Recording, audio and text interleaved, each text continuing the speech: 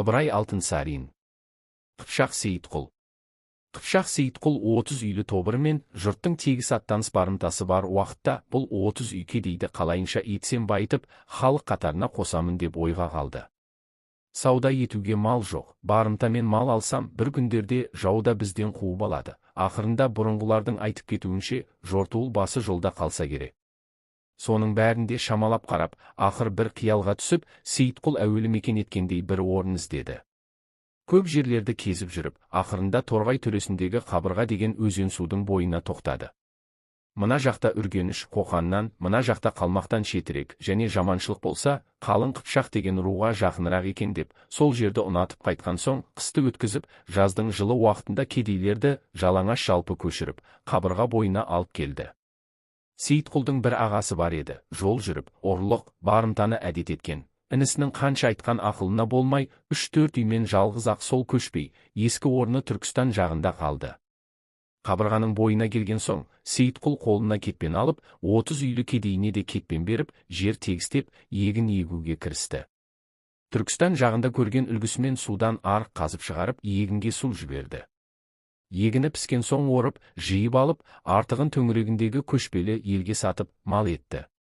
Жаңа мекен еткен жеріне орныққан соң, Сейітқұл егінді жылдан жылға күшейтіп, арық басына шығыр салып, суды шығырмен айдап, астықтың ол күнде бидай, тары, арпа егеді. Артығын төңіректегі елге малға айырбас етумен, бұлардың малдары көбейіп бай болды.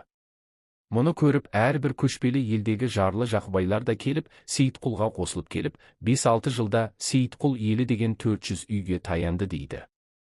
Сейітқұлдың өзі де, жиылған халқы да адалдары көбейіп, бай болды. Ел жиылып Сейітқұл жұрт ағасы болды. Енді сол жұртының адал бейнет, табанет, маңдай терімен тапқан дәулетін аңдыған жаудан, ұрыдан, даладағы бөрден сақтаудың қамын ойлап, уайымға қалды.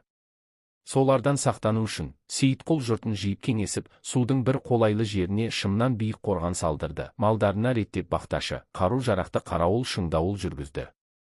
Бұлардың бұлайша бір ауызға қарап бекінген халық екенін байқаған соң, малға қызыққан сырттағы көшпелі халықтар батып келе алмады. Бұл жағынан көңілі тыныш болған соң, Сейітқұл енді Бұхара, Қоқанға мал айдатып, ол кенттерден қазақ қолды әртүрлі товар алдырып, жылда егін піскен уақытта манағы қорғанда жәрмеңке реушті базар болды.